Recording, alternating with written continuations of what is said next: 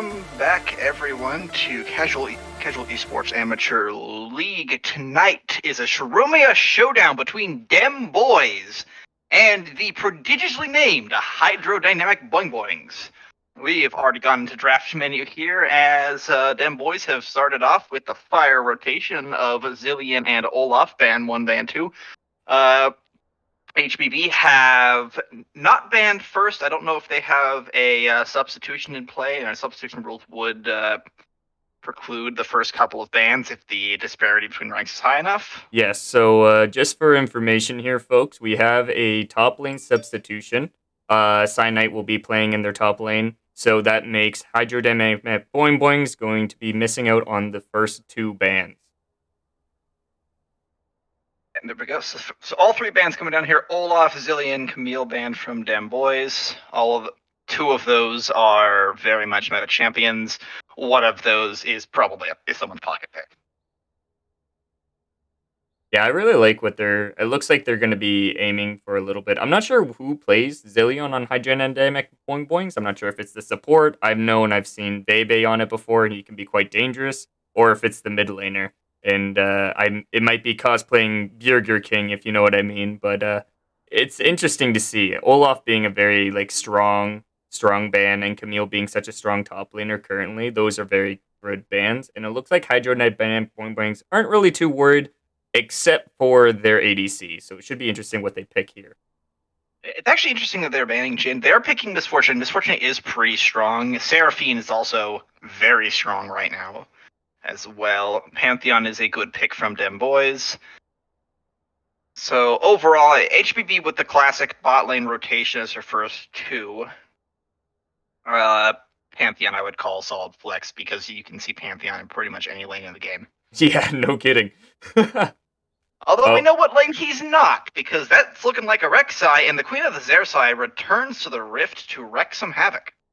Yeah, so that's still, honestly, like you said, probably a big flex for Pantheon. He can be used in so many different roles, and he can be used in the top lane, mid lane, and even bot lane here. And now that we see the Rek'Sai, at least we know it's not jungle. So it's going to be one of the lanes that Pantheon's going to be in. Morgana as well, so we're not sure who the AD carry is from Dem Boys. HBB, though, has a lane locked in. And generally, Morgana, pretty good into Seraphine, can prevent a lot of her damage and her crowd control coming out. But really, you play Morgana for the lane safety overall, because you don't gank Morgana lanes. And speaking of third pick, HBB goes for the Gnar. What is it with Gnar? Gnar is actually... So right now, Gnar has been buffed, and then buffed, and then buffed. And now he's reached a point where he's just kind of overtuned.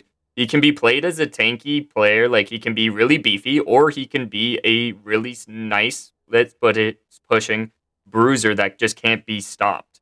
So Gnar with his recent buffs is going to be a huge and interesting factor in this. We've seen it a couple times in pro play, so it's nice to see that we're bringing it here in casual as well. Yep. Speaking with Dem Boys, by the way, not banning AD carry, Lucian gets taken off because that's something that HBB can control. Dr. Mundo removed as well on the side of Dem Boys, and he's really just still what he's always been, a giant wall of hit points that rolls at you. Yeah, so I have a mixed feeling about this Mundo ban here. Typically, you'd want to play Mundo into a double AP team comp, and it doesn't look like HBB was showing that off at all. And I mean, I guess they could have. They saw Seraphine. But it is Mundo. He is the dashless tank, so he's... I'm not sure if it was the best choice here, but I respect that he was overtuned. He doesn't have any real escapes.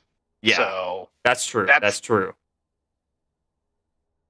Like, Gnar can do a hop, but if Gnar's hopping away, he's not hopping in. Mundo and Heimerdinger. Okay, Heimerdinger is interesting. I mean, he's basically the king of lane stalling, but that's kind of all he does. Agreed here. Picking up the Hecarim is going to be a nice way to engage. Yeah, there it is. They were missing it. They're also kind of honestly missing damage. Really, Misfortune is the only one that could do it. You could do damage Seraphine, but oh, hey, look, here's 200 years of development experience all in one champion. Oh, baby, here we go. Okay, so And there we go. I think Galio we as figured out well. what they're going to be playing now. So we're going to see Aphelios Morgana bot lane. Going to possibly see the Galio mid. We're going to have our Rek'Sai in the jungle and our Pantheon top side. So we have figured out where the Actually, Pantheon goes, boys. yeah, you could actually reasonably flip the Galio and the Morgana, though. Hell, you could reasonably flip the Pantheon and the Galio, but that's something you don't really want to do. That is a Vigar. And, Yeah, oh, there we go. That's our, that's our that, draft here. So yeah. I'm excited to see what they're going to offer us here. This is going to be a live match here, folks. So we're going to be needing to talk for a little while as we get them set up, as the game starts loading in. So we're gonna just kind of talk about our team comps here. I like how Hydrodynamic Boings has set up their self. They had a really strong, kind of aggressive bot lane, which is really nice. I like how they have the Gnar as a good kind of frontliner with the Hecarim, and then they have the late game with the Vigar. So all around, I really like the draft of Hydrodynamic Boings. On the side of Dem Boys, I really like it's definitely a win lane, win game kind of experience that they're going to be doing here. So we're going to see a lot of like really hyper aggressive duels and a lot of fighting, possibly in the first like 10 minutes of this game. Um, their team fights are kind of a little bit awkward, but if Aphelios does 200 years like he usually does, I'm pretty confident that he's going to be pulling through and going to be doing a lot of damage for them. I mean, yeah, it's not just 200 years of development; it's also 200 years to scale up to a point where he's going to be useful here, realistically, and that's kind of the end goal for that one. Yeah, I agree. Yeah, totally. The Aphelios has kind of been, honestly, in my eyes, kind of underperforming in the newest season. I'm not sure if you've had to experience him or experience any other ADCs during this new season with the new item updates and everything. Aphelios feels like he got like the short end of the stick when it came to the new items. Yeah, I would generally agree. Although, admittedly, most of my experience, like I have experience, yes, but I have iron experience, so I see the absolute bottom end of what they're capable of doing. Honestly, I loved my time in Iron. It was one of the greatest times and greatest league experiences I've ever had because the games were so sporadic and so entertaining that you just had no idea what was going on. And no one was mad about it. I loved my Iron now. I'm not too far out. I'm about a gold player. I'm not a crazy high elo player, but it's I love Iron. I wish I can go back, honestly. Yeah, it's an experience. Let's just hope that the players play better than most Iron games. After all, this is one of the best leagues we have here. These are all very good players, Yes. and Let's they have a actually chance, hopefully tonight, to show it. As let's we're just actually about rounding up talk. our picks here, so the Pantheon is going top, and we're actually not getting the Galio support with the Morg mid.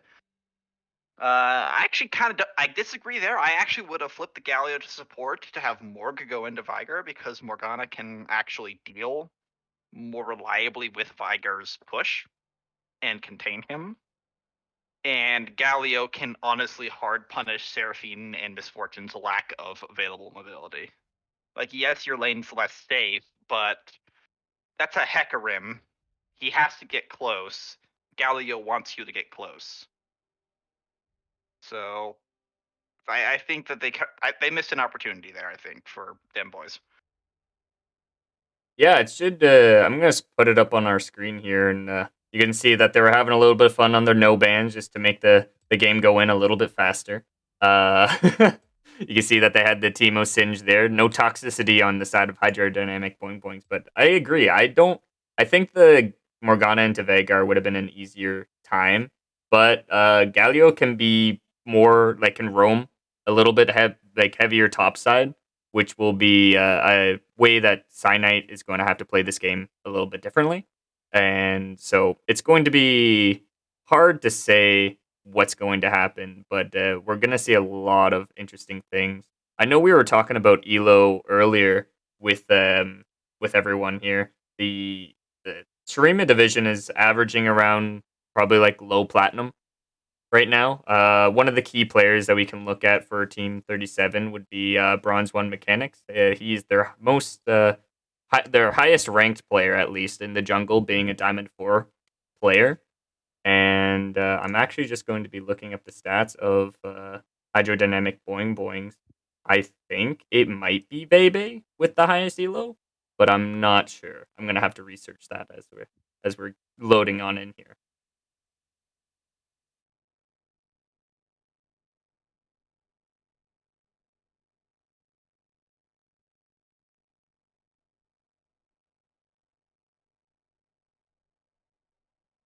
And their team roster. Yeah, so Simply Yep. PK was the one who got substituted out here.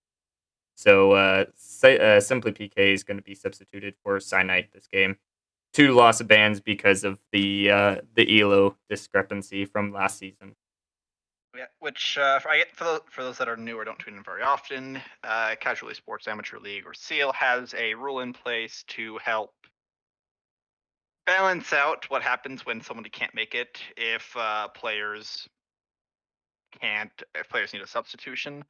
It's in part obvious to prevent some abuses, but it's also there to make it to actually attempt to make the game a little more fair.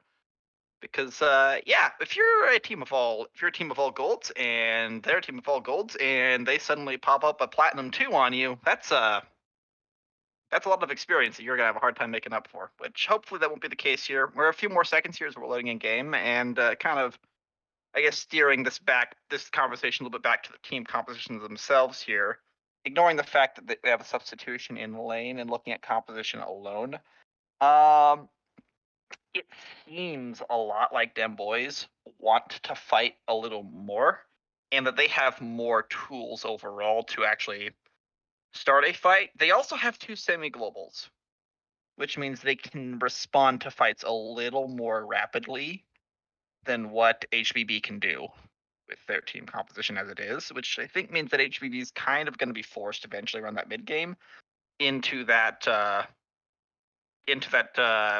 passive transition. Yeah, it's good that you say that as well. As it reminds me of what's going to happen in this first dragon fight. It's going to be rather interesting, I think personally, because of those 2 globals around the 10-minute mark. We're going to have everyone kind of being level 6, and the first dragon going to be a huge fight, and who's going to be getting these early dragons might even dictate the victory for Dem Boys.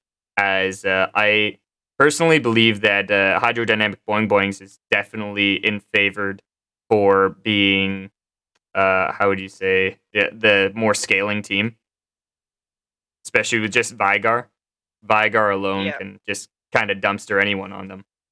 yeah. Vigar alone is pretty much all of their scaling. Misfortune can scale a little bit, but she's always kind of been more of a mid game peak. I don't know Seraphine well enough to know if she's great at scaling. I do know that Moonstone Renewer and Staff are insane and definitely help a little bit. And then I look at that at Dem Boys and I see that the biggest scaling option is honestly just Galio, but that's just how tanks scale. And then Aphelios. And that's her scaling, right? hmm We're just getting So into game now. I'm just gonna make sure that we're all timed up properly there. I've fast forwarded on my screen to as far as I can, so if you do the same there, we should be perfectly aligned. 16, 17 seconds in, and both teams look to be up to. Oh, actually, I think I detect some shenanigans here, as Dem Boys are stacking as 5 in the bottom side. Oh yes, this is They're flanking a little bit, so they're gearing up towards that bush, and Hecarim doesn't know. I don't think they saw oh him. no. He No, doesn't there know we there's go. the Oh, flash that's a binding. binding. That's a binding. That's the winds of war coming down from the Galio. Just auto attack after auto attack after auto attack. Flash punch. And there we go. One more flash is burned. So you burn 3 flashes, you get the spear, but the first blood goes to the Pantheon. That's the last champion you want to get a first blood on if you're HBB. Yeah, with it, Pantheon getting this first blood here, he's gonna have a little bit extra gold in his pocket. It's gonna have to make Cyanide play possibly a little bit more passively, mainly because of the pure aggression that Pantheon can bring to a lane. He's such a lane bully. So for Gnar to have to deal with this is gonna really be devastating for his whole lane state.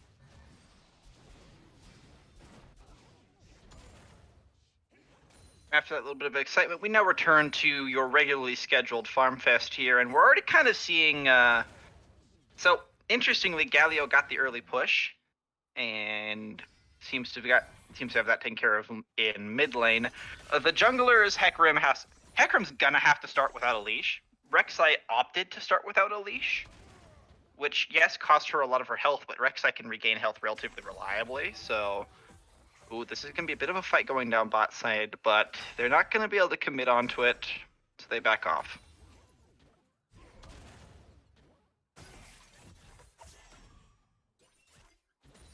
And from there, so despite the fact that Hecarim died, by the way, Hecarim is ahead by a camp right now. Yeah, but Hecarim just has that normally faster clear here. So the reason why you play a lot of junglers in Season 11 is to camp up, to farm up as fast as possible, and to gank lanes. And Hecarim really is excels doing these tasks. So he's going to have a faster clear. He's going to get a lot more done. And I think he should be able to be pathing topside. He might even just do another full clear and just trying to scale up faster than Rek'Sai, but he might also get the opportunity to gank the Pantheon and even the flow of things, if you will. Possible. I do notice that currently looks like Zogs here actually has a little bit of a possible freeze building up. Although it looks like that just flipped and is going to start pushing. So that makes ganking him a little dangerous because that's a lot of minions to gank into with a champion that is very powerful early. Yeah. Although notably, the Pantheon didn't actually go back and spin that. Wait, no. Smite it away, baby! Yeah, longsword goes down to the red side, and yeah, there we go. Pantheon comes down. He has that extra longsword from the First Blood. Not gonna push it much further than that, though. Yeah, really smart play by stepping off there for King, knowing that Pantheon has priority in lane. He would have won the duel if it was just Rek'Sai and Hecarim, but because of the lane state topside, he has to back off. Fortunately, what this also did is it gave Idocles more priority in mid lane, so Viger, yeah, he doesn't have a lot of priority already, but he did lose some minions and some experience to the Galio there. He is down to some CS, almost a wave.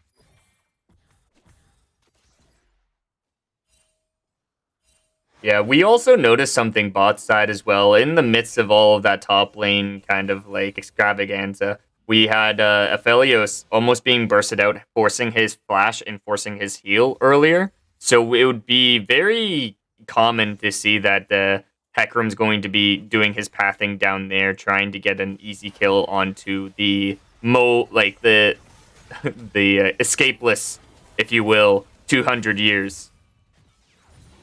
Yeah, 200 years is a long time to be stuck in the middle of nowhere, which is exactly where that Aphelios feels like right now. Probably a little more terrifying, though, for the Morgana, but oh, hey, look, it's a Rek'Sai gank! Oh, here we go. Seraphine's flash is forced already. She's probably gonna die here. Yes, she is. That goes to the Aphelios. 2 centuries of pain and fury, and Morgana's gonna try and execute. She does. Hey, let's go.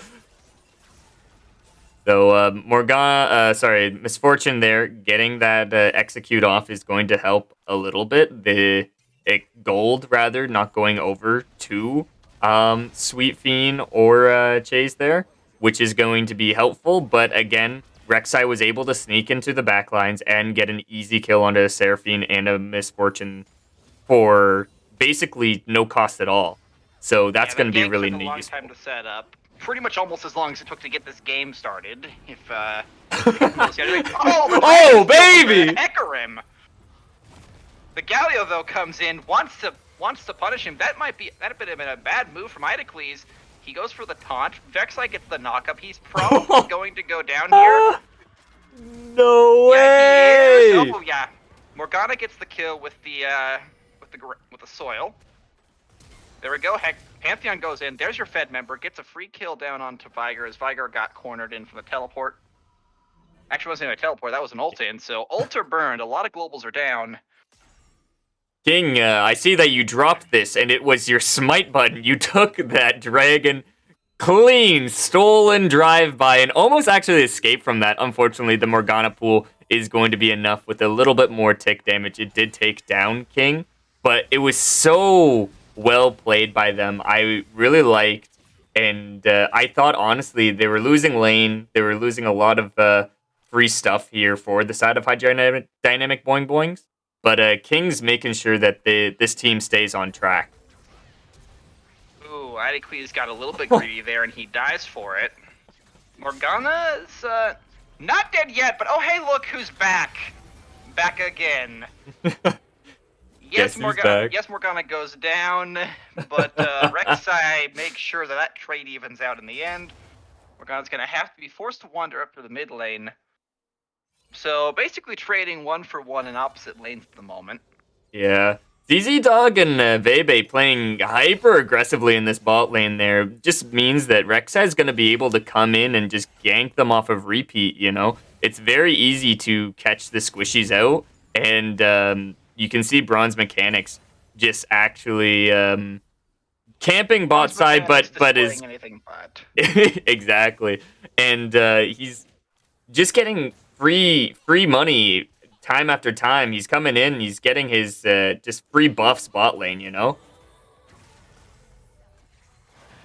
Yeah, that's pretty much going to be, oh, hey, look who's also here to join the party in the bot lane. Morgana's going to avoid most of the damage, though, because almost all of Viger's damage is dodgeable. And a little bit of time wasted. Lost pressure in mid lane. He is up in CS, though, after all that shenanigans, so I guess he can afford to do that, but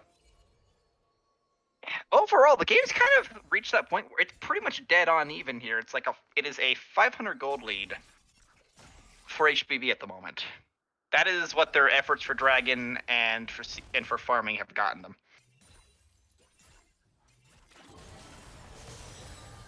Yeah, so far so good, honestly. Like, this is really gonna be super helpful for the side of Hydrodynamic Boing Boings, like we stated earlier. It was going to be a scaling fest for them, and them boys obviously were going to be playing hyper aggressively, and they did get a lot of early kills. But by a minute over to the last 10-minute mark, they have, honestly, I'm going to be favoring more Hydrodynamic Boing Boings for winning this game. Because, like I said, win game, win lane mentality from Dem Boys isn't enough if they keep letting these free dragons go over and free kills going over, thanks to King. Definitely the situation for them is what I think. Also, another thing to really point out there is, yes, Dem Boys got a lot of early kills, and got a little bit of a fight going here in the top lane, but Nar's gonna bounce right back out. But to get those kills, they had to expend so many resources at one point that there really wasn't there wasn't very many resources left for them to actually enforce those advantages elsewhere on the map. Or in some cases, those kills popped up in places where they haven't seemed to be able to actually get any advantages elsewhere anyway. No turrets could have been pushed, or I mean, they tried to drag it and it got yeeted right out from underneath them. I feel it got yoinked. It got yoinked by the king. The king giveth and the king taketh away, as his cavalry came in for that one indeed. And right now we're really kind of, I guess, just waiting here for the next opportunity to fight, which looks like it's going to be in about 18 seconds as Dragon is up. It's going to be an Ocean Drake. So we're either Cloud or Mountain. We're either Zoomin or we are Tunk today. And it's going to be interesting. I think, I'm not sure which team wants it more. A lot of global ultis for the Cloud Drake Soul coming in for Dem Boys, but also like the speed boost coming in as well for getting in position. Doesn't really help Misfortune, but it'll help out Hecarim a lot. So I think Hydrodynamic Boing Boing is probably going to be looking for. There's 3 going down. Ult comes out from the... Yeah. Dead That's how that works Colossus. now. Dead boy. And that's just going to be a free dragon here, unless they really want to fight. Morgana does lock down the Seraphine, but that's supportal combat that doesn't really mean much, as your Aphelios isn't there. And it doesn't matter how many years of development you have, if you just have a fight, did he smite that? How did They didn't pull the dragon! You have him locked down in the pit, pull the dragon! Oh, this game's great. Just stealing everything, you know? And you'll never, if you're the one taking the objective, you're not getting it because it's being stolen from you. These teams watch too many 100 games. They are heists left and right. Oh, that was beautiful. We might have a situation growing up on here. We see King and Baby being behind the turret. To happen, but oh, hey, look who's here. Okay, that dissuades that. They probably don't want to try a fight again. No, Seraphine gets a little too close. She's actually very dangerously close to dying here. And there we go. There's the punch. Seraphine forced to flash out. She lives. He's probably going to go down here. Yeah, there he is. There's him going down. Morgana trying to stay away from melee range, but that's impossible with the Hecarim. And as much as you're throwing all the turrets, it's a double kill, triple kill for Hecarim. Double team in the top lane. Cyanite goes down. The only member of HBB to die. That Hecarim, that horse, is fed. Oh, baby, triple! Oh, wow. I honestly didn't expect Baby to live from there. I guess he did the calculations in his head. You see all the mathematics going off, and I'm not sure how much health he lived by, but it wasn't a lot. And you could see the... Here comes a Rift Herald as well, by the way, to make sure that tower is at least traded in the top lane. And, ooh, just close. Just a fraction of a sliver of it being left, and that turret is not going to get a second charge. Okay, good use. Okay, use of Rift Herald there. So that makes it a little less painful. Yeah, I like the use of Rift Herald there. It got them the first gold turret. It got them all 5 turret plates in the top side. So Pantheon is fed, so it will fed in relative spectrum towards his team, right? So it's nice to use that top side. Going to give him a little bit extra money. And so when Pantheon comes down from the heavens, he's going to be focusing on the squishies like Seraphine, like Misfortune. And it's going to be devastating for Hydrodynamic Boings as they have to now deal with all of the resources for them boys going topside. There's a real possibility here, and here's a gank. Seraphine is... Yeah, Misfortune's left alone. Seraphine is nowhere to be found. So that's free gold handed over there.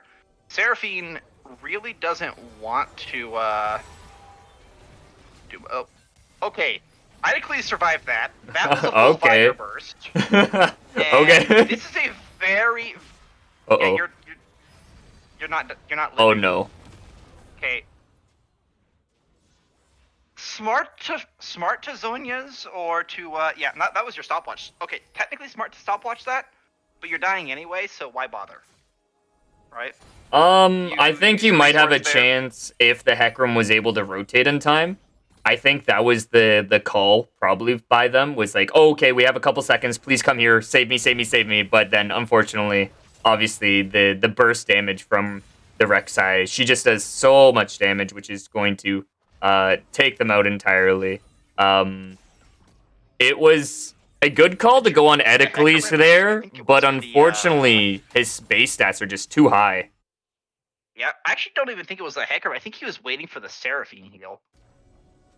That too. Try to give him enough HP to survive. The problem with Seraphine's heal is it takes forever. Misfortune getting a little frisky with Morgana, but that doesn't seem to matter all that much.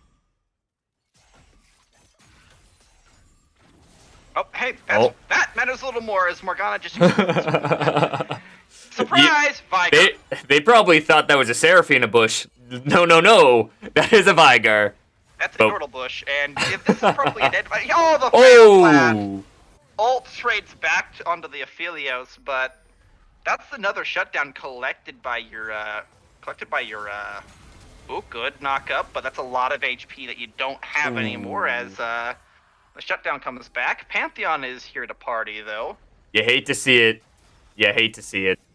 Unfortunately, the Yeah, flash into the wall, unlucky, but then Hydrodynamic Boing's picking up another kill by rotating into the enemy jungle, and ZZ Dog and Bebe picking up Rek'Sai right before even a dragon fight. And talking about dragons, looks like we're going to be looking at a Cloud Soul here. So, honestly, I think Hydrodynamic Boings are more or less going to be trying to take this just so they don't have it, you know? So Dem Boys don't have the helps dragons. Veigar. It helps Gnar. It helps Seraphine a little bit, although she's more interested in the ult cooldown. Really helps Hecarim. Yeah, Hecarim is the single biggest beneficiary of Cloud Soul on this entire map at the moment.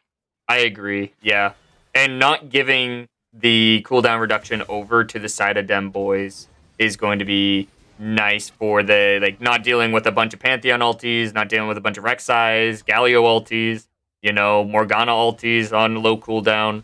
So either way, it's just better for the other team not to have it. So there's going to be a lot of Dragon contention here, I think. Right now, they're pinging actually for the Rift Herald. So HPB is up 2,000 gold, so they're up or just a little more. They're up about an item. Pocket Belt goes forward. Idocles goes back. Rift Herald is being done, and Hecarim is in the vicinity to respond, but he doesn't. And Idocles manages to dodge a little bit in the mid lane there. But yeah, Rift Herald looks like it's going to go down. Looks like it did go down, actually, to the Rek'Sai has it. I suspect that they're going to drop this mid. That's probably where I would drop it. Release the Galio. That's going to be a dead Viger, probably. Oh, yeah. But the Seraphine's here, getting the nice heal. Here comes the Hecarim. Yeah, the heal goes down. That's going to be a 1-for-1, maybe 1-for-2, as that's a double kill. That's a lot of damage down. Oh, baby, another one! He had, okay, it's plated steel caps and Trinity Force. That is all this Hecarim has, plus some other bits. No one can. I don't think anyone can agree that King's definitely carrying this game super hard. He has been a menace this game, and I've been appreciating all of the plays that he's made with the smite steals, with the rotations that he's had, and now they're rotating top, trying to see if they can find an Aphelios. You can take our bans, but you will never take our determination. They are not giving up easily for this game. They're instead they put themselves in the advantageous position, and now it looks like they're going to collapse again on top lane here. That's a flash burned, because I guess there's really not much you can do about it, but there's not a lot of HP trading going down. Idocles goes in. Seraphine's probably going to die here. No! Bebe is out again! The calculations! They're going, brother! So that turns the fight around. Yep. Chases out, and back to the fountain with you. Back to the fountain with Rek'Sai as well. King goes in, legendary. That's actually pace. Woo, baby, let's go! Started as a simple collapse in top lane, turned into a brutal team fight. And Baron's up in 6 seconds. They have the time, if they're willing to risk it here. They just need to get a little bit more hit points onto that Hecarim, and they may try it. Yeah, I would be really mad if I was Dem Boys and just seeing Seraphine live again. Edically, just come on, man! Why doesn't it die? Well, part of the reason why it doesn't die is Idocles is the only source of damage that's been reliably getting into this fight every single time so far. Yeah, Which seems to be their issue right now is they're taking fights, and half the team is, half a screen away at best. Everyone else is on the other side of the map. So I think Dem Boys need to refocus a little bit, regroup, and look at how they can get picks with their globals. They have the globals to do it. Start trying to, instead of putting yourself in the position to get collapsed on, because that's what happened there, try to see if you can get them in transition. Because HPP has to walk everywhere they're going. More importantly, before that fight, the Aphelios was going to back because they did have a fair amount of gold and they were going to hopefully spend that money, but the rotation coming out from Hydrodynamic Boings prevented this and just made it impossible for So him to deal with. Cyanide is fighting Idocles here, and it's trading fairly evenly as long as he's in Meganar form. Battle of the Colossus there, and both of them walk away with their lives.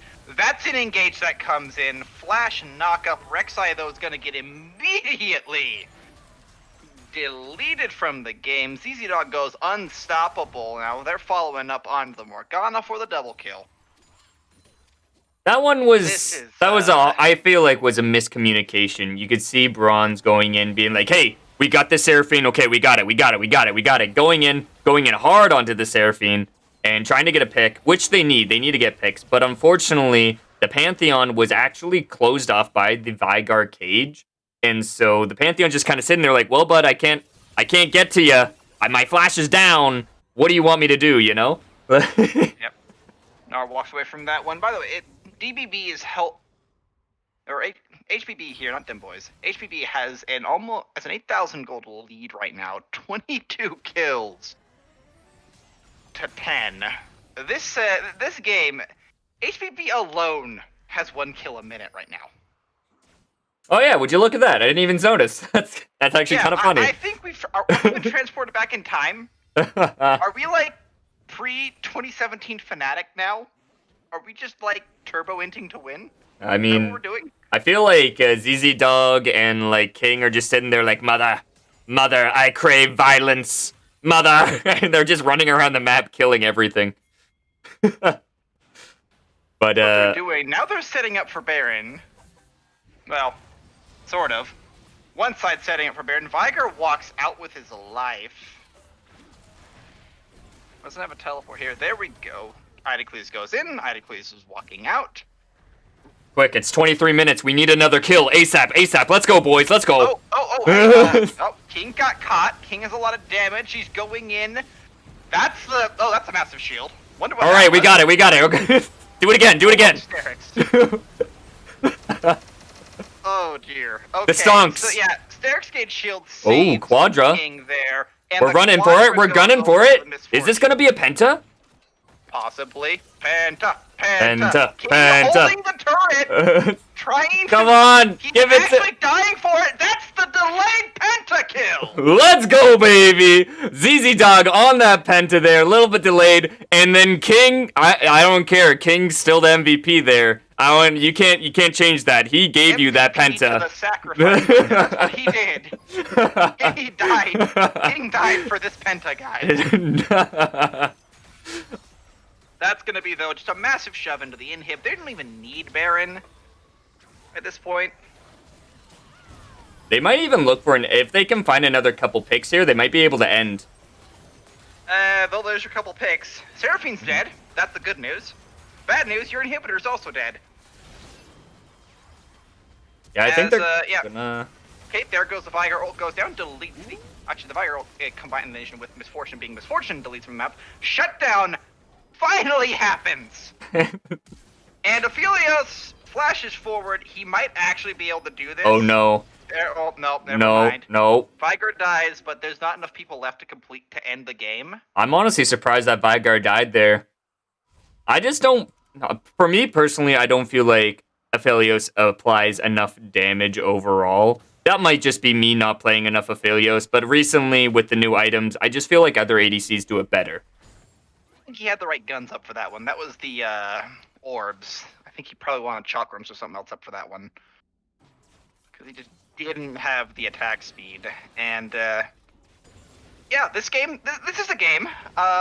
Fiesta, I believe, is the old world term for it. Well, we asked for a kill a minute, and they gave us more. It's just like, they came in, and they're sending it to the moon. We're actually almost, we're actually almost at 2 kills a minute. Probably just Yeah, kill count increasing this game faster than GameStop stock, guys. Yeah. It's I don't know. Personally, I don't believe there's a way for Dem Boys to come into this game. We've stated before that Hydrodynamic Boings have a higher scaling based team. They are getting more objectives. They didn't let the win lane, win game scenario occur. So they have been playing this game really phenomenally, and I want to kind of see what they're going to possibly be bringing for our next game here. Probably more of the same level of execution as they pick up Baron and a kill. Morgana stepped a little too close, and Seraphine sped up the misfortune. So, yeah, that's gonna go exactly the way you think it is. Vigar is alone. Smart, makes a smart move there, decides to flash, still gets stunned up, but that's not going to yield anything as turrets are going down in pretty much every other lane. At this point, the Vigar is really just a bait. Oh, Yeah, I this like the could team be a up kill here. here, though. That's enough people. He's alone. He goes golden. Doesn't have the HP, though. He does almost kill Pantheon in the process there. King going in. Idocles joins up, gets a good knockup, but Misfortune also ults into that melee and gets a couple kills. King finishes off Idocles, and that's probably the end of the game.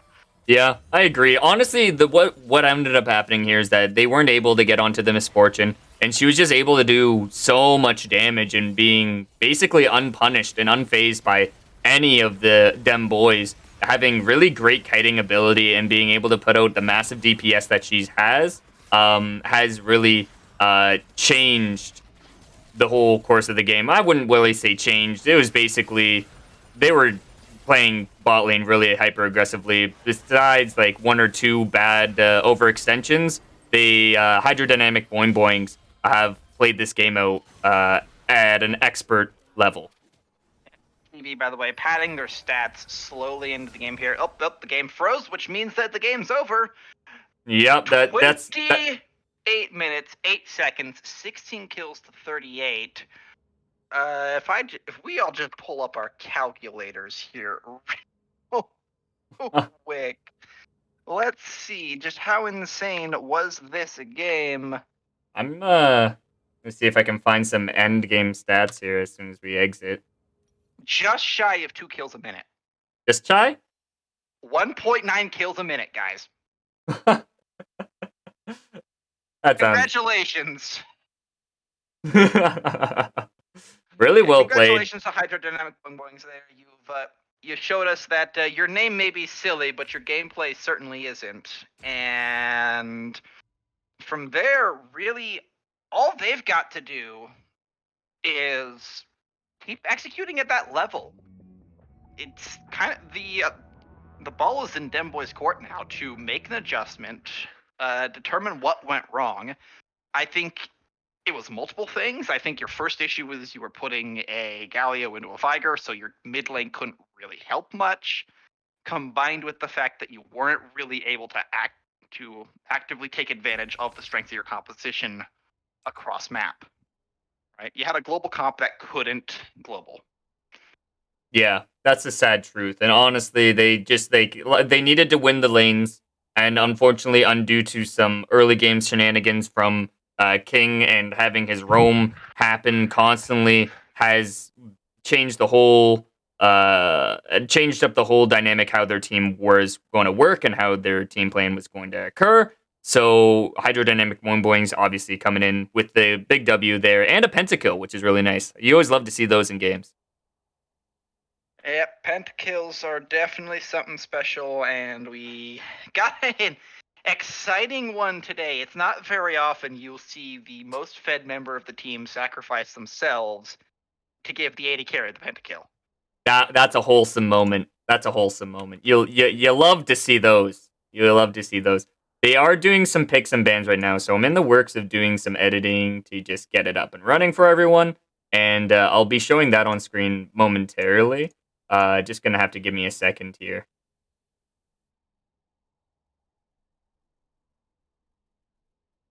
Games are moving very fast paced, and part of the reason why is this game was previously delayed. So while we're kind of waiting, I can at least there we go, bring this up. So the picks HPB still has still banned, or still two missing bans. They banned Jin. So what we've got is HBB's banned Jin, picked Gnar. Them boys have banned Seraphine, Hecarim, and Olaf, and picked Rek'Sai, and in an interesting twist here, Lux. Yeah, Which is that one's going to be a new one for Dem Boys. I think they just wanted another way to poke them down in lane. In the bot lane, they've probably found a little bit too oppressive, and so they wanted to have another form of aggression for them, you know? Yep. I like it. It's going to be interesting for their team comp. I'm not sure how they're going to play it, and it can also be a flex pick for even the mid lane. And HBB, proof that you may ban the pop star, but you can't ban healing, because here comes Soraka. You thought it was bad before. It's only gonna get worse. And HBB is threatening a flex here, as they pick the Aphelios this time, so they opt for the 200-year curse, and that's a painful lane. That's a lane that doesn't die. You know, I think ZZ Dog heard me talk about so lowly of Aphelios in the last game, and I feel like now he's just like here to prove me wrong. And I'm excited to see it. I'm really excited to see how he plays it. I'm really excited to hopefully see a good Aphelios in one of these games here. But honestly, like I said in previous experiences in the new season, I just don't feel like Aphelios works. You know, I just don't feel like he doesn't apply as much pressure as the others do. You know. Yeah. Speaking of experience, and speaking of calling out here, they actually them boys pick up Pollution. That could be mid, or that could really be any lane. Most likely bot, as HBB decide that they don't want to deal with the Pantheon, so that's at least worthy of respect. And the Zillion still gets banned either way, so them boys at least consistent there. Shen removing another global from the top lane as well. A lot of globals gone. That's a Wukong. We have returned to Monkey, boys. Return to Monk. We saw a great performance last game, getting that early first blood from the cheese happening in the jungle. That I'm excited to see how they can pull off another carry top laner here. Should be really good to see what they're going to do with that pick. And it looks like they're going to be facing off. Oh, they're facing off against a Gnar for sure. So I think Wukong into Gnar is going to be really good. And Gnar doesn't really have too many things to... That's spicy. That's spicy. Ooh, do it. Are we going to do it? Do it. Do it, brother. Oh, no. Okay, fine. No, instead, we get something still exciting. Look out, here comes a giant fist. It is Vi. Oh. And a Renekton. So I think we're seeing Wukong. How many flexes can we get this game? Dem boys just really be flexing on us. I can't tell. This is indeed the flex. Okay, so I think we're going to be seeing here Lucian, Lux bottom lane, Rek'Sai is going into the jungle, Wukong is going mid, and Renekton's going top. That's what I'm calling here, as we're just waiting to get invited into these lobbies and get that all set up. Yeah, I need to get... Just need to remind them that they are missing a caster. Please, brothers, wait. Thankfully, HBB is giving us something normal to look at, as we at least know where all those champions are going. I think. All right, I sent you the invite there. You should be able to join. Yeah, there we go. There we go. We almost left without our caster. Don't worry. Happens before. Before it'll happen again. But no, we're all good to go here, as we're just awaiting lock-in at this point, really. Yeah, so I'm going to start hovering the match and how it's going to be being played out here. But we can also talk about team compositions before that, right? So we can see from HBB, Hydrodynamic Boings coming in with the Cho'Gath and Gnar in the solo lanes, Vi jungle, Soraka, Aphelios bot lane. It's going to definitely be... I think they just feel confident in their abilities to win lane here. As the team fights are going to be really chaotic. I think the game plan is we have 4 members that protect Aphelios, then let him do 200 years kind of things, you know? And that's what I feel like the team fights are going to look like for them. For them boys, though, I kind of like how They have they definitely have a front to back. They have the Renekton, Wukong, Rek'Sai going in, and Will, Lux, and Lucian in the back lanes, just going to be in there protecting them. The downside of this is that their back lines are going to be I would like to say they don't really have a bodyguard unless the Wukong and the Renekton or the Rek'Sai stay back. There's going to need to be someone who's going to be able to tank up hits and to CC down any opponents that are going to basically stop the damage, right? But a lot of the damage is definitely going to be coming out from the Lux, from the Lucian, and should be interesting to see how they're going to be playing out. As for teams, I think will honestly be I kind of like Dem Boys composition a little bit better than HB Hydrodynamic Boings here. I tend to agree with that. I think Dead Boys have a composition that at least has a little more identity, but it's also got a little more that it can fall back on in terms of, because like HBB's problem right now is if their Aphelios dies, then your damage source is a Vi and a Vi, and an R, right? A Vi and a Yordle. If Dem Boys loses a carry, they've got 3 more. Yes. As it looks like we are back in draft here, so apparently someone had accidentally set up a blind pick. Yeah, it was. They had to just remake the lobby real quick, so now it's a little bit longer of a delay, but that just kind of leaves us a little bit more to let us to talk about the teams and how everything's going to be playing. Hey, we can wait a little longer. We already waited a week for this game to spin up. Yeah. So funny enough, last week we were going to be hosting and playing and getting this game undergoing, but due to some technical difficulties from casting some players here, we had to delay it another week. So that's why it says week 2, even though we're going into week 3. This is a week 2 match. Yep. So I haven't really gotten around to talking to the bans all too well. They guess they didn't really like how the Hecarim played last game, so they definitely want to get that out of there. And I respect that ban a lot because of how well King played the last match. But seeing him on Vi this game is going to be interesting as well because it's going to be Hecarim, but a little bit of a slower clear. So the clear speeds are going to probably be in favor. I want to say Rek'Sai. Rek'Sai should have technically just a couple seconds faster on Vi clear. But it's going to leave King being more vulnerable and being unable to really rotate as fast as he would if he was Hecarim. Yeah, that's the big thing that Hecarim brings to the table is the speed, the raw speed at which Hecarim can appear from somewhere. That was honestly probably the single biggest factor there.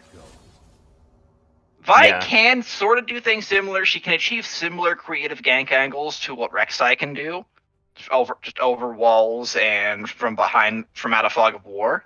So in that sense, they're matched. Really, what it's going to boil down to is, is Vi's clear fast enough in this case? And I think I give it to the Rek'Sai a little bit. Rek'Sai has some advantages with clearing multiple camps very quickly, especially a lot of camps with the smaller creatures versus Vi's better single target. And yeah, there we go. So the flexing is done, and it's Wukong top Renekton mid. So I almost got it. Yeah, I'll take 3 out of 5 with that composition. You know what? I was also going with Renekton top, but I do like the Wukong here. The Wukong is very oppressive, is a massive lane bully, and can take out Gnar fairly easily, in my opinion. Wukong also being like a Camille matchup as well. It's just like you try and hit the Wukong, but you just can't because he's in your face, and when you try and attack back, he just kind of clones out and disappears into the oblivion. So Wukong is going to be really oppressive and should show a different kind of show match on what top side's going to look like. What I would like to see from the top laner Wukong here is the more roams. I want to see more roams. I want to see him take out the Gnar, push in the lane, and then roam down, get a kill with Renekton. Because Renekton's so easy to set up ganks, it should be really easy for them to do that as well. Yeah, that's the other thing. The Renekton should have a little bit of an advantage early on into the Cho'Gath, especially in terms of wave clear, as Cho'Gath will take time over the first couple levels. So As just a quick note, we're entering spectator delay as usual, so we get a few more. You're trapped with us for a few more minutes whilst One we of us. brace ourselves for what I expect to be another absolute banger, as them boys pretty much just doubled or even tripled down on their strategy from last game. Yeah.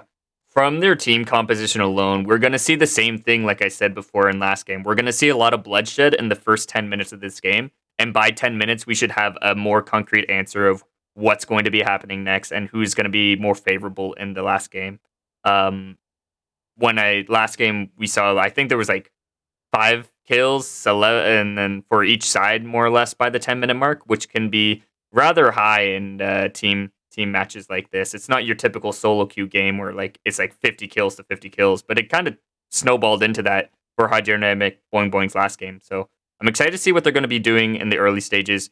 They're definitely really talented as a team in making early game calls. So watch out for what plays they're going to be making. Watch out for the mid lane, especially if Edically is going to be able to set up and really going to be punishing Nick here in the first 10 minutes. But as the game goes on, I want to say definitely that Hydrodynamic Boing's picking another kind of scaling team comp, if you will.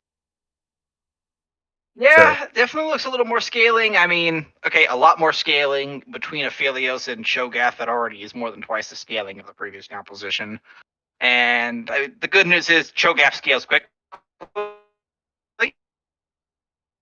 yes. And you need pair to they and winding up into the everyone oh so favorite loading screen. Oh, yes. As The favorite pastime, if you will. I'm gonna try and I forgot to have the lower banner. I think I accidentally pressed a button there for last match, but this match it should be fixed. If anyone was really too worried about that, the little details bother me too. But last game I was telling you about like the higher elo players on each team. Obviously, bronze being low diamond player, and then I was looking on Hydrodynamic Boings, who had the higher elo there, and it was Vebe. I believe he placed platinum 2 last season. So it's those are the key high elo players of both teams. But yeah, on support and the jungler for Dem Boys. So it should be. We saw some lucky plays coming out from Vebe there with a lot of his calculations by just living, you know. Seeing him on Soraka and seeing him on this pick should also be pretty interesting. The bot lane should be pretty. I'm not sure who wins that, honestly. I feel like Lucian Lux definitely have more poke and more damage, especially in the early stages of this game, but as it goes on, I feel like Soraka and Aphelios will slowly outscale. Lucian Lux definitely more poke and definitely potentially more early power, but you're into a Soraka, so unless you can guarantee a kill, you're never going to kill Aphelios, and he's always going to come back later, or probably in a couple of seconds, given how long it goes. And looking real quick into our runes, we have Aphelios Conqueror and Lucian Run Pressure Attack. Nothing unusual there. Cho'Gath running Comet. That's for a little bit of clear. Renekton. If a Renekton's not running Conqueror, flame him. There's actually 3 Conquerors on this side of HVB here, or no, them boys, as they have Rek'Sai and Wukong are also running. That was a lot harder to say than it needed to be. English, fantastic. I promise we're all doing okay, as we're loading into game just now. Yes, so I'm just going to be quickly rolling that up there. I'm going to set it, just hit the plus sign to have it all the way to the top there. And I am going to transition this to our live. There we go. Game is up. We are in. And out the gate. Not seeing anything too particularly unusual yet. We might see some shenanigans coming in from the Renekton, Rek'Sai, and Wukong, but besides that, it might just be traditional styling, 5 points, trying to see if we can find a pick topside. If we can't, no biggie kind of thing. That's definitely what I'm expecting, as Renekton is actually in their bush. Yeah, shenanigans have ensued already. Dem boys are planning dem ganks as Renekton shows himself. Wukong hasn't. I think they're trying to bait there. Wukong shows himself. Actually, he may not have seen that one. I'm not sure if Wukong saw. I'm not sure if Gnar saw any of those. That. Yeah, Gnar has no idea. So they did get a deep ward in there, which is going to be helpful for Braun's going to be able to help see and track the jungler, if you will. And so they're going to know that he's going to be starting bot side and he's going to be pathing to the top side. So in order to do that, they're going to match the thing. Us talking about how Rek'Sai might have a little bit of a faster clear is going to be able to counter pressure this Vi. Lanes crash, and Gnar is doing a fake leash a little bit here, delaying how quickly he gets the lane. But that really doesn't help you because they already know where the jungler is. Yeah, they've already kind of figured that one out with that deep ward.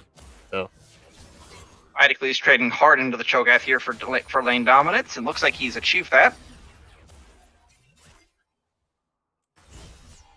And McKnight is, McKnight's got to just sit back for the first couple levels here. You're not really getting any minions.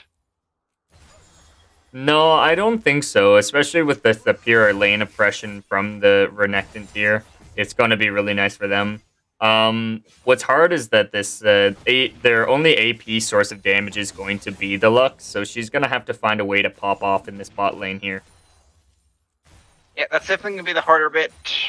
Supports never had the greatest economy, as McKnight takes like half his health bar in minion damage, trying to keep him off that tower. Is going to heal up a little bit. Cho'Gath does have reasonable healing in his kit. But, ooh, this is a potential freeze starting in the top lane. Let's hope we don't ruin it. Yes, Adicles may be silenced, but that doesn't matter. He's still going to hit you anyway for half your hits. You gotta love Renektons. You gotta love them. And you just come in, they hit them a lot, and then they just queue and all their HP's back. You know? Else wasn't clearing it out, so there's actually not going to be a freeze there in top lane. It's just going to crash. Oh, McKnight's forced to flash early, and he's going to burn down with the Ignite. Going to get traded here by King, most likely. Yep, Vi goes a punching, she goes a trading. And First Blood very early. The First Blood bonus onto Renekton is also very good. And it's on your mid lane, which is the lane you want to pivot off of anyway. Yeah, good job on King to having that rotation. Gonna be really, it's really well executed by him and showing how well he has presence over this map. King has to watch out though, as Lucian's coming in. Vi has to run away. Oh, but this is not good. Yeah, nope. Oh no. King is going to get taken out by the Lux. Chase gets a kill, which is very important. One of the few times where I want a support getting a kill.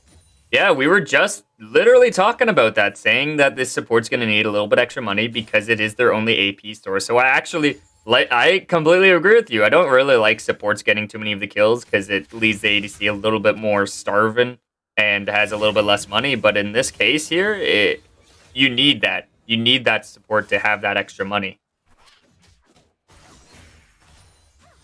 Especially with so many tanks on the opposing team here, as gold's pretty much even. It's about 6 point. Well, not even at all. It's 6.5 to 7.6. There's a Rek'Sai waiting to go for this gank here. Rek'Sai's actually here. There's Rek'Sai. Rek'Sai's here now. Yeah, something happened over the wall. I feel like there was a miscommunication there. They're like, Rek'Sai's here, Rek'Sai's here, I'm here, and then he forgot that his E wasn't up. And then wasn't able to get over the wall. So no counter gank. Dragon's up in 2. Unfortunately, you don't really burn very many resources for that. I mean, Soraka's flash is down. Soraka's barrier is down, so that helps. But you need to get control for that dragon. It does look like... Yeah, Rek'Sai has the scuttle, and Idicle's probably going to go down here. Ooh. No. Rek'Sai comes in just barely. The math! He's Speaking of math, thinking. here comes He's some very thinking. simple math here. As that's a flash. Not sure what the plan was there. Does go for a little bit of a spin. Doesn't get much damage. Goes underground. Now we're just seeing a slow chase here. Wukong's in the better position to help, and he does roam down. But no kills come from that. Flashes are burned, though. And, yeah, Cho'Gath gets out with his life. So McKnight is not killed for his mistake there. Oh, Vi probably wanted to go in. This is a collapse. This is not good. Yep, there we go. King goes down. Bronze 1 mechanics. Not much mechanics, but maybe the decision making there. Let's see, possibly if we can grab a pick off of the Wukong. I think it will happen. Yep. So that's very important for the Cho'Gath. He needed that to kind of stay afloat in that lane as he was getting buried under a mountain of dead minions. But overall, Dem Boys are actually ahead by about 400, 500 gold. So, yes, some kills went down, but they weren't necessarily enough to completely flip the lead. I think it's going to be, again, that scaling thing, because we needed that Wukong to get up ahead a little bit earlier. And Nara hasn't bought items yet, so we're going to see his first buy after 54 minions going over to him. Having that lead advantage in the CS there is going to be really nice for them. You can see bot lane. And it's a nasty pushing. buy, too. Ooh. Phage, Ruby Crystal, and some cloth armor. Cho'Gath isn't doing damage anymore. Yeah, neither is Wukong. The Gnar have... Typically, you'd see the oppression coming in from the Wukong being able to punish the Gnar early stages and making him kind of like isolate him, not be able to get any CS there. But you're seeing the counter of this where Gnar is going to be able to not only CS, but actually have a higher lead on his laner. Yeah, which he already does. He's 54 to 41 CS right now, so Gnar doing very well for himself. The death not really helping the Wukong there. So by the way, Idicles also picking up a Phage and a pickaxe in there as well. I think he's going for that Sterix. Either Sterix or Gore Drinker is what I'd suspect. Ooh, a lot of damage going down. Ophelios chunks. Lucian dashes out. But oh, hey, look who's back! Back again. Ophelios back. Is split, and that's just a free kill for Lucian. Tell your friends. Yeah, you saw it last game. Bronze likes to sit bot lane. That's just life, you know? You can't really escape that. He's just going to be there constantly. If you're going to go in for an engage, you have to know that he's on the top side of this map or ganking another lane. Because when you make for plays like that, he's just always going to show up. And speaking of showing up, here we go. 8-minute Drake. So a little bit of a late Mountain Drake here, and Mountain Drake is a pretty good Drake to have on hand. They try Idicles and Zal's try to go in. Cyanite says no. And Cho'Gath is, I think, here to try and get the steal. He goes for the Smite Chomp. So he kills the Lux, but he pays for it with his life. And you're still going to lose the objective there, really. Yeah, you do this flash ulti onto the Lux there. It gets an immediate kill because of just the amount of true damage. Easy Dog goes in for the Chakrams. He goes for the flash. Gets knocked up. He is very healthy, but he's not very healthy anymore. Bronze 1 Mechanics chomps him down. You know, we're going to reach the 10-minute mark pretty soon, and it's almost like identical to what we saw last game. Nearly. In the top right, by the way, there was a dive on the Gnar. We lost an Idicles, but a kill was gained. And that's just a lot of pain. Oh, the Soraka shutdown! But yeah, you have a, oh, the double kill. He didn't have flash. He couldn't get out of it in time. The plays! The calculations! That trade was perfectly balanced, as all things should be, and so is this game, as the gold is basically the same. Yeah, I mean, Soraka, am I right? You know, you just can't kill it, and then it just gets a double kill on you. By herself. Hey, she had turret help. She had a little bit of help there, but she just lived with just a little sliver of HP. I'm surprised that Lucian wasn't able to get that kill faster, to be honest. But in the end, Bebe coming out on top with the double kill is nice. Okay, so she does have the she is running the relic shield, which is pretty standard, and that's really basically it's relic shield health. That's what it boiled down to there. Yeah, you're completely right. Getting that extra little HP there actually saved her life in this very interesting scenario. As trade's going down, nothing really to fight for at the moment. Although Vi is going deep into the into red side jungle there, red side blue side to get the. Looks like it's stealing Gromp.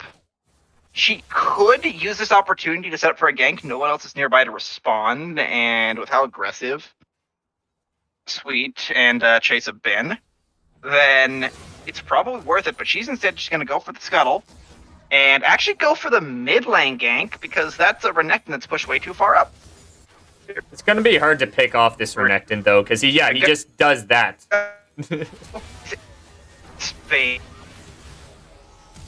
But while you're doing that, guess what's happening topside? There's fights going down.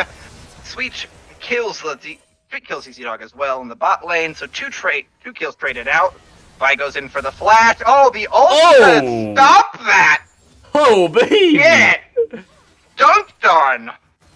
Literally, oh my word, that's what you call mechanics. Using the ult to stop getting thrown backwards there, which also that movement locked the Rek'Sai in the air as well, so there's nothing the Rek'Sai can do about that. I think this is literally taking tower shots. He's not taking tower shots, he is just taking Cho'Gath shots, though. And then down goes Lucian. Yep. Ooh, so close. Ooh. Yeah, it looked like tower shots to me, but I am blind. Ignore that fact. As Lucian does go down the bot lane. Lux is forced to back off.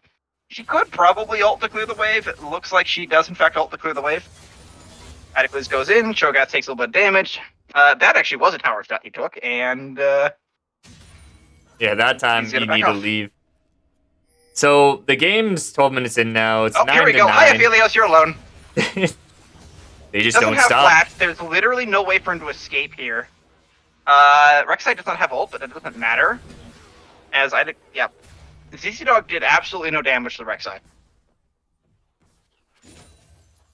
You know, this is the moment when your support starts pinging the death timers of the of the ADC. Just unfortunately, a lot of times in lane, you see ZZ Dog being pushed up alone, just due to some unfortunate back timings, getting caught out there, and then Bronze Mechanics is going to obviously idolize on that and is going to constantly pick him off time after time because that's where he sits. His home is bot lane. Yep, set up the tent, spin up a fire, and get some s'mores out. We camp in this lane today, boys.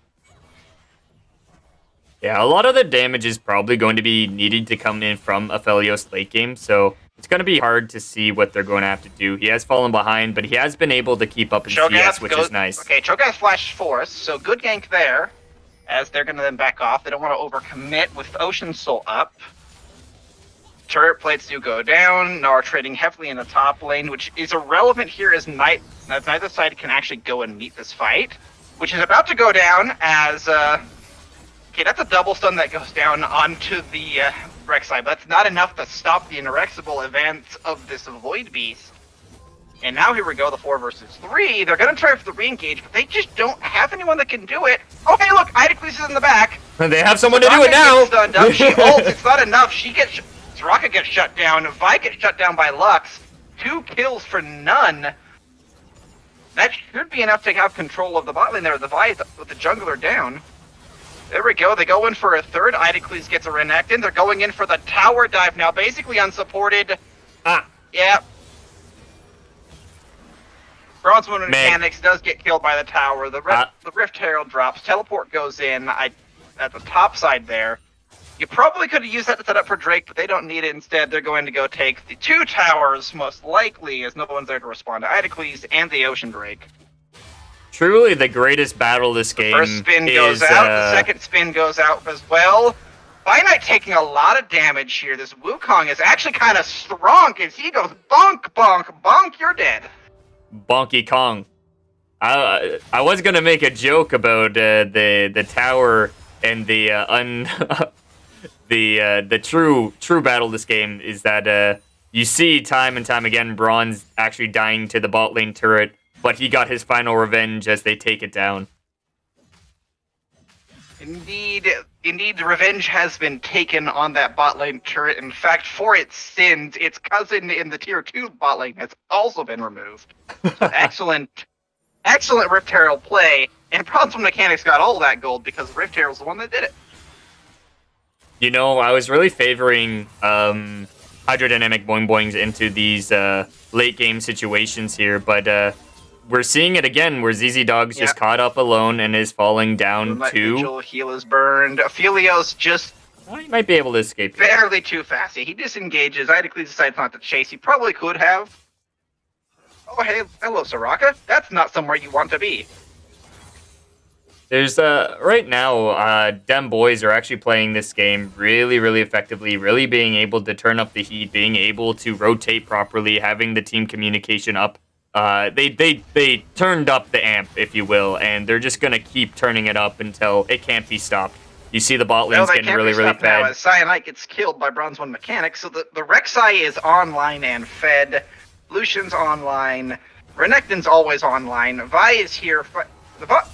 King and Bronze 1 Mechanics are having a fight for it, but yeah, Bronze 1 Mechanics flashes out. The heal goes down for King, and King just gets bonked.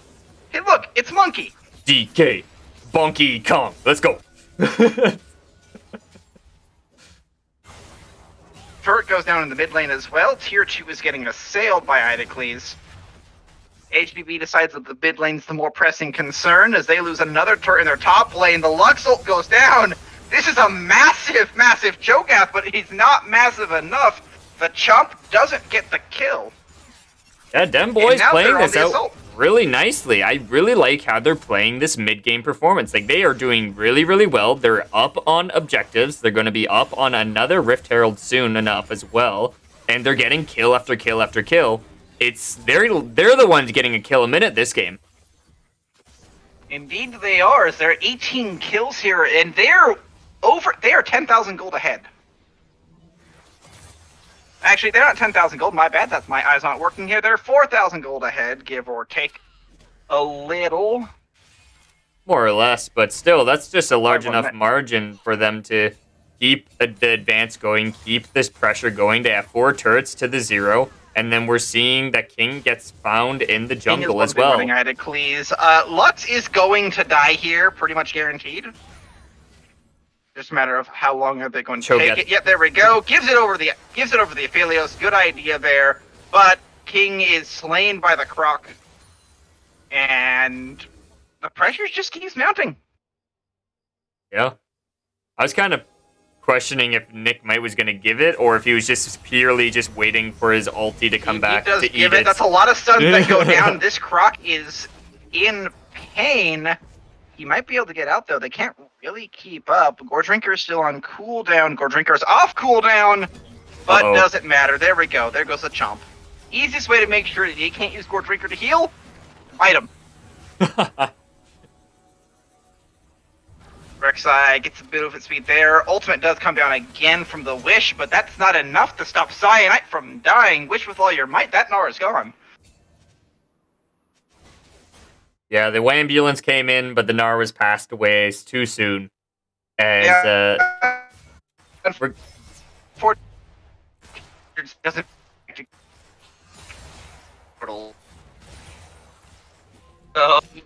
and Dragon is almost up here in a couple of minutes.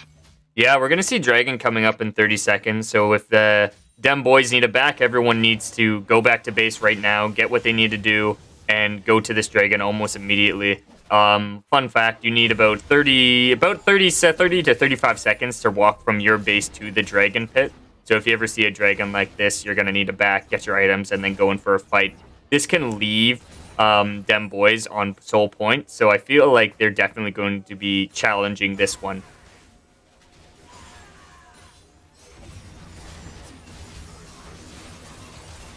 Indeed they are. I'm just gonna. So yeah, they went in there. Idacles actually being caught out, but then the immediate disengage coming out from them boys. Gnar with a Lot of massive damage ultimate goes going down. Lux is dead first.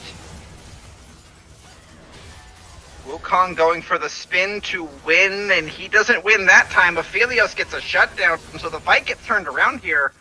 Idacles is living barely, but then it's gonna die in the end. They trade for nothing, really. Yeah, them boy, I see Hydrodynamic Boings coming out strong, flexing their muscles on how they know how to team fight, and they performed that at a very, very clean, getting the Idacles getting back off. Their tank lines were gone, so then they started focusing the back lines, getting that Lucian, getting that Lux. Gnar with a massive 3-man ultimate. They're going to pop the Rift Herald mid lane. It's going to get probably one proc in there, but I don't think it's going to take out the tower. Isn't, but it's going to get close. That does put a little bit of pressure there, but... This is exactly what Hydrodynamic Boings needed. They needed that fight, and they took it, you know? Dem boys, unfortunately, getting caught out in that unlucky situation, but this is exactly one way to get yourself back into this game, and the gold lead is still around about 5,000, but it's still going to be enough for them to make a turnaround. I'm not entirely sure it's enough to make a turnaround, but it does... It's a solid warning to Dem boys as far as what HBB want to do with their team composition, and something that they need to avoid pretty much from here on out. They are very strong in the collapse. They don't want to do a straight-up fight like that, because if they do, you have to go through a Gnar, a Vi, and a Cho'Gath, and then a Soraka. You know, you preferably want to kill the Soraka first anyway, but you want to do that when they're in transition. You want to set your fights up for it. You see Soraka battling it out with the Renekton, with the Lux, trying to say, hey, get out of my jungle, I'm trying to ward here. And she does lose that vision war a little bit, but... Oh! Ooh, Lux wants it. The smite goes down. That may be a little greedy. The smite was... Bronze 1 mechanics with the clean smite, basically a drive-by, picks up that blue buff. So blue buff denied. A little bit of skirmishing, that's really it, though. Yeah, we're going to need to see if Hydrodynamic Boings can find another team fight, can find another pick, because that's what they need right now. They need one more good fight, and then everything changes. It's one more good fight to be even, is what it is. Now, we got another Cloud Soul here as well, so that's going to be interesting to see how it's going to be playing out. It's going to be good. Going to be nice for... kind of everyone. Cho'Gath gets a little bit more stacks faster, you know, but he walks a little bit faster after the ult, so that's kind of nice. Aphelios is going to be able to move around a little bit more. Soraka's going to be able to move around with his ult. Oh yes, you do not like Dem boys would really like this. Like, it's really good on Wukong, really good on Renekton, it's really good on Lucian.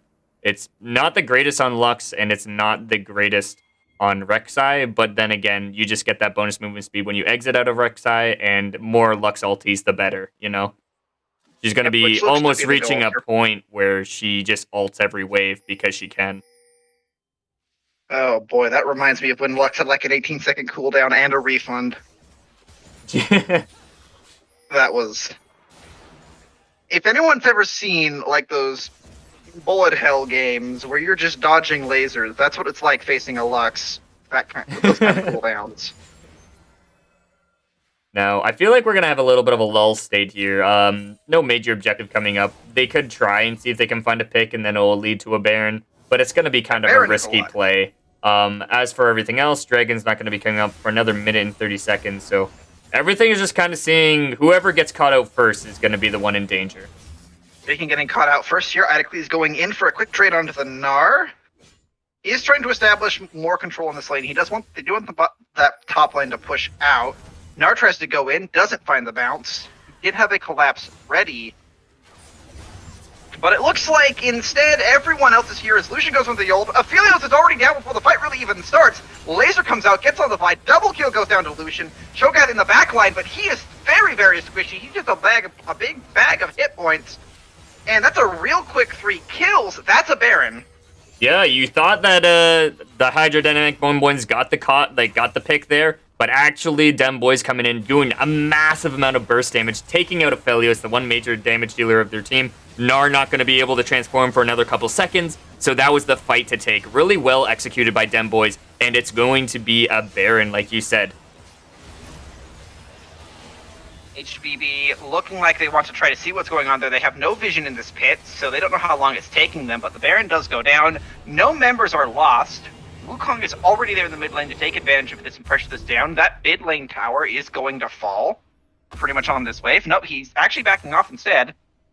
They probably could have gotten that. That tower's on a sliver of HP. It's possible, but it's more beneficial to go back and then get yourself prepared for this next dragon fight, because you want to be on that soul point, you want that cooldown reduction, and Dem Boys have just postured themselves to do this one more time. With the Baron buff, it's to note that they're going to have a little bit more AP and AD. I believe it's about 30 bonus AP and AD damage, so that burst damage coming out from the Lux and coming out from Lucian is going to be a lot stronger. Onslaught Mechanics, by the way, actually is able to survive that fight. Vi goes into the back line. She gets her big shield up from the Sterix. She gets a big shield up, but that doesn't enough. Their Lux guys instead. Cho'Gath kills before he can nom anyone. A turret goes down in the mid lane as Idocles is actually in the base right now fighting. They're actually trying to delay this here. They're going to do the dragon. I was wondering where he was. I was like, this is a harder fight for Dem Boys for some reason. Where's the crocodile? And then I look down on my mini map as you see him just taking the free inhibitor, getting a free tower with some massive minion wave buff coming in, possibly even maybe getting another turret? No. Nope. No. No, he's not going to be able to get the Nexus turret. They weren't able to delay off there. They committed. Dem Boys did commit a little too hard to the fight there. They probably should have backed off and tried to stall them with the dragon. That may have led to more gains. But they were able to start forcing pressure down on this mid lane. And yeah, you lose a lot of kills for it. So the gold is closer to even, but it's 44,000 to 51. Like we're getting to that point in the game where it doesn't matter. You know, we're seeing completed items come through in the next few minutes here. See, here's the thing, right? So if HBB can hold them off a little bit longer and keep getting those dragons like they are, I don't like how Edicles just went in to get that inhibitor greedy. because that's greeting really hard here. But he's got a lot of hit points. It's taking a long time. But Lucian doesn't commit anything else to get it, so he just kind of hands that kill over. So yeah, that does make the kill close. That makes the gold a little closer, but still a massive lead to overcome. Yeah, Edicles not being in the fight was really detrimental to the whole team fight there, in the sense of they could have gotten all of the kills, gotten the dragon and an inhibitor. Well, I can kind of see his mindset that he's a fast split pusher. It really doesn't amount to much when the turret was only maybe about like 2 auto attacks off from death, you know? And now HBB coming out with a more and more of a gold discrepancy, like closing. It's closing. The gap is closing, definitely. And winning these team fights, that's going to be the way that they win this game. They are now matched in dragons, almost going to be matched in kills soon if they get one or more team fights go their way. And they are the scaling team. So honestly, when I was saying Dem Boys were going to, like, they're in the driver's seat, it's going to be hard for Hydrodynamic. That is a dead Cho'Gath, though. So free Cho'Gath pick, that changes the equation just a little bit here as Dem Boys, okay, Soraka got caught out. Oh no. She's going to flash over the wall. I mean, yeah, okay, you burned the Rek'Sai, but now your Vi is caught out alone and dead. Your Soraka burned her flash, so she's not safe. Yes, there's no objectives on the map, but that minion wave is close to crashing in the top tower, and they could crash mid if they really wanted to, as they're currently 5 versus 3. Really smart by Bebe to not flash over the wall, knowing that the Rek'Sai ulti was on him, and just waiting out the Rek'Sai ulti and then flashing over the wall, saving the life. But unfortunately, Vi was stuck in the backlines going like, wait, get me out, I don't want to get out of here. And then dying because they got collapsed on. Yep, and Idocles got left alone in the bot lane for a little while, so half that turret's already dead. Here comes a large collapse. Idocles does get the ult, he gets done into the wall. He's dealing a lot of damage, though. And Gordrinker cooldown comes through. Soraka literally almost dies to redacted damage alone. She does actually die to redacted damage alone. Here's the rest of the team coming in. Idocles with the massive stall, now in their backline, taking shot after shot after shot. ZZ Dog gets the kill. So it's 1-for-1 overall on the trade, but they're trying to re-engage. That's a double kill down onto the Lux, but Lucian, triple, it's still alive here. So many flashes. There's the Quadra. Do it again! Do it again! No, the monkey's in the pit. But, oh, hey, look. Wait, no! It's not over. Get him! Get him, boys! Get him! Come on! Where's They're ZZ not gonna hand Dog? over the Penta, I don't think. They may try to. Oh, he dies, actually. Do it! Come on! He's going for the... There we go, baby! 2 Pentas! Wow, that Penta was long. Very long, but I love it. Another one going over to ZZ Dog. What a rare occurrence. The thing is, this still really doesn't change their position. They got a lot of kills. I think it changes their position entirely. As much memes aside, the gold gaps, like you said, is going to become non-consequential because there's going to be full item builds happening very, very soon. In the 35-minute mark, it's basically going to become irrelevant, especially in the 38-minute mark. There's not going to be a necessary need to really talk about a gold difference because everyone's going to be 6-item elixired by then, basically. We're going to be looking out for team fights, and we're going to be seeing how they are going to be playing out and who gets caught first. It's a really close game, even though the numbers are leaning more towards dem boys because they can get that 6-item power spike a lot faster. Now, but we're going to need to see them make some good plays. Yeah. Well, I say it doesn't really change their position. There still is HBB still have an exposed inhibitor. They're still down in items, if only for a few more minutes here. And they have 2 objectives up. Currently, there's a Wukong in the bot lane who's just going to start the Dragon starts, they engage on Baron. This is where we have to wonder here. Can Dem Boys win the 4v5?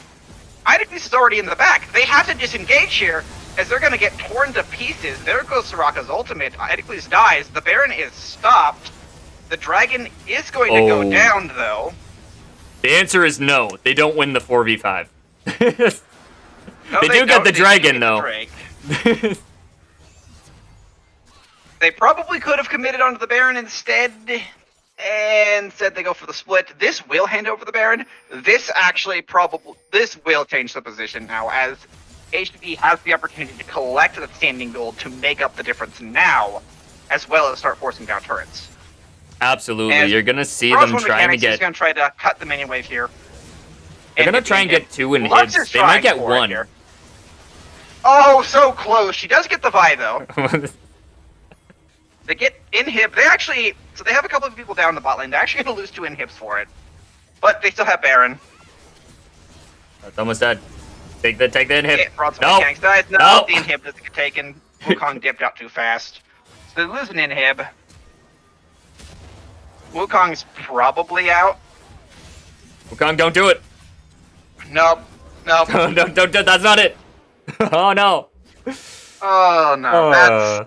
That, combined with the Baron, does change the state of this game now, as HBB now has the power to burn through this wave clear, has the Baron, has the raw pushing power of that buff, and has open lanes with less members to defend. Yup. Yeah, hate to see it. The gold gap slowly closing in. We're reaching that 35-minute mark. We're going to be getting... Yeah, the gold gap's irrelevant. It's dead even now, 2,000 Yeah. gold. As Lux is almost dead just to Gnar poke alone. Ult goes down to try to clear the waves out, but those are Baron buff minions, meaning they don't really care for your magic damage. Surprisingly, though, no tower goes down. Yeah, you see that they're doing a 4-1 split. Cho'Gath going into the bot lane. I don't think there's many members that can really match him, per se, so they're going to have to send 1 or 2 members over there. The Baron buff's going to be lasting for until, about the 36-minute mark, I believe. Close to it. Turret is going to go down here. Yep. 2 turrets. Another turret going down in the mid lane. Rek'Sai probably was considering it, but agreed, just let those turrets fall. At this point in the game isn't over until the Nexus turrets are in wreckage, and as long as you're not losing inhibs, it's probably fine.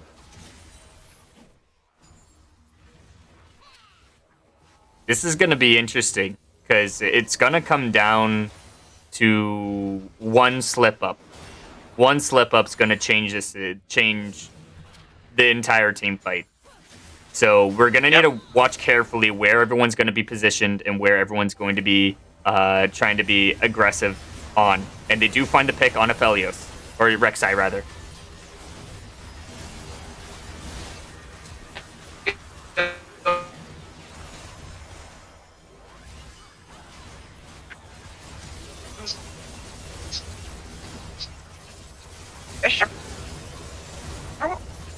Oh, baby!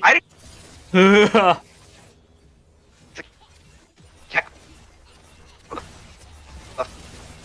go.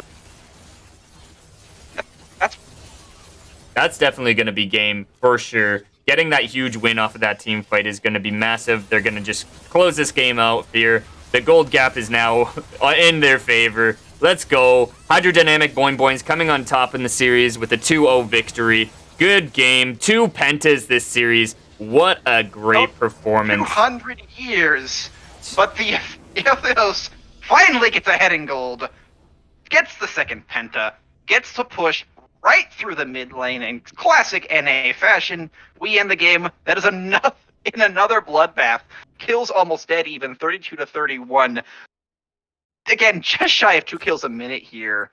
Absolute insanity. Absolutely the classic NA fiesta taken to its purest form there. I'm going to see if we're going to be able to possibly grab one of these guys for an end game interview for the series, because that was a really great game, really close performance. So if anyone from Hydrodynamic Boings wants to come in for an interview. Yeah, just flipping over to the damage, by the way, Aphelios does top the charts as expected with 34,000 damage. Only damage head of those was playing the game of who doing damage. But point out total it's close. Over that game that them was Boy. Looks like Okay. Welcome to the secret hidden lab that we prepare underneath here. Today we have Vebe and ZZ Dog coming in, so the rare duel interview. Yeah, we get to see both bot laners there, trying to see how both games played. Really interested to know about the game plan coming in. Giving up those 2 free bans, were you worried about having the substitution? No, not really. Fair enough. Yeah, fair enough. Fortunately, their team's good and they're a strong team to play against. But I feel like their champion pools don't demand a lot of bans. It's a lot of if then but sort of stuff and pick ban. So giving up 2 bans, just all right, well, we have to ban this way now. So it hampered our creativity a little bit, but not the actual effect, I think. Yeah, luckily they didn't have a bunch of one tricks or whatever that you can sometimes see in Seal. If that was the case, it'd be a lot more problematic, because then you have well, we need to ban this one thing from this guy or this one thing from the other guy, but these guys actually have multiple things they play, so it's well, we can't just ban one thing from somebody and those play this other thing basically. So it's the only person who kind of had that was the ADC, so that's what we're going with. Yeah, we ZZ Dog, I need to know, you had 2 pentas in this series. How are you feeling after that? I know I was screaming. That was fun, and both games were really fun to watch. How does it feel having 2 pentas in both games? Okay. So after first game, I was all right, I'm playing out of my mind. We're good. And then the second game hit, and I was I got a penta, but I'm still playing absolute crap. Didn't matter at all. It didn't feel good. he gets the triple kill in front of our inhib and starts screaming penta. I'm please don't end. Please don't end the game. We're so close to the power spike. No, I was dude, you give me 2 more kills. It's the power spike. What do you mean? Penta. That is the life of every support right there, summed up in those 3 words. Please don't int. Another thing I wanted to know about Vebe here was in both matches there, you kept living with a little bit of HP. and I could see the enemy team starting to be They they hardened were in the first game for me as Seraphine. they were hurting. They were hurting. People don't respect the phase rush on support Seraphine enough, I think. Like, it gets you out of range of a lot of things. You might argue that, Guardian gives you HP and move speed too, so you mean like, oh, but Guardian's way better. But the advantage of going for the phase rush is you get to take biscuits in lane as well as summoner spell and item CDR. The item CDR as well works on Moonstone, so it's just like you're compounding a lot of really broken things by going for the phase rush while not losing as much as you think. So I think a lot of people weren't used to playing into that, and that was a big issue with that. Yeah, we could see a lot, even in the second game where they go for a turret dive and you actually getting a double kill on Soraka there. That one was interesting to watch us as well. The Lucian sort of hinted that, I'll be honest. I don't think he respected the Q-Max Soraka, and then if I was Rek'Sai, I would have done the same thing. I thought he was going to live with single-digit HP there. I'm very surprised the turret killed him, but trading one for one there actually as a Rek'Sai looks memey, but I think it's fine because you're giving a kill to a Soraka and for a kill on a Rek'Sai for Snowball. Yeah, you could tell in the first game as well. You could see like they were definitely playing a team comp, win lane, win game, and you guys come in. You're coming in hot. You have this really big lead, but in the second game, it was almost a completely different scenario where you guys were actually working from behind. Could you tell me like what you guys were thinking, what you had to do, and when you knew you were going to win the game? I think we knew we're going to win the game when we won the game, to be fair. The That's second fair. game was a little bit Yeah. topsy-turvy. It's like, dude, even after I got that pentakill, we were like, all right, I maybe have items to carry this, Yeah. maybe not. I don't know. All right, we've stabilized. Don't int again. But as far as the Fun early fact game on that second game, by the way, you guys actually almost ended that in a gold deficit. feels I Moscow believe it. 5, man. Bring Yeah. it back. 12T gold deficit victory. Yeah, so with regards to the second game, though, a lot of the early game in it was me, like, we obviously picked a very hard scaling comp with Soraka, Felio, spot lane, and then just meatballs in front of it. And luckily enough, our jungler is very talented and got ahead in both games, especially in the second game, was able to keep us afloat, just in the ability to fight. I think one of the important things, so yes, like what we were talking about, most of the shot calling was just me saying, okay, guys, play it slow, try and minimize gold loss, and give up the first two dragons, and make sure that we're in a position where like we can look to fight on third dragon, or at the very least look to steal with Cho'Gath on third dragon. And I think that's something that not enough teams like Seal or even like LCS caliber respect, is the fact that you're going to pick a scaling comp like this. You have to be okay just saying, okay, guys, we're going to concede the first few dragons and we're not going to lose the game fighting over them. And incidentally, I think it was 4 Rift Heralds to them this series as well. And it's just, that's the same story. We pick scaling comps. We're going to plan to outscale. You guys can get a little bit of extra gold and advantage in the early game, but you won't be able to keep up with us in team fights. Yeah, very well said, and good games all around. Great victory from you guys. Is there anything we should expect to see you guys doing in the near future? Is there going to be are you calling out the victory in your division anytime soon? Did they nerf enchanter supports? If they don't, yeah, Fortunately for a lot of people, no, they haven't. Well, I'm pretty sure they're nerfing Moonstone though, unfortunately. So yeah, you know, enchanters are so broken right now, and not enough people are on it. If you have positioning, and I'm lucky since I'm transitioning from mid lane right now, that I have good mage positioning already drilled into me. Playing enchanters is just so free in this meta right now, and until Moonstaff is nerfed, we're gonna keep winning because you can't ban me out. That's great. Thank you there guys are more for enchanters in the game than there are bans. Exactly. True. Thank you guys for Vibrant coming support out. We're coming gonna next be week. ending the stream now. So good games. Thank you for showing up, Seal community, and we'll see you next time.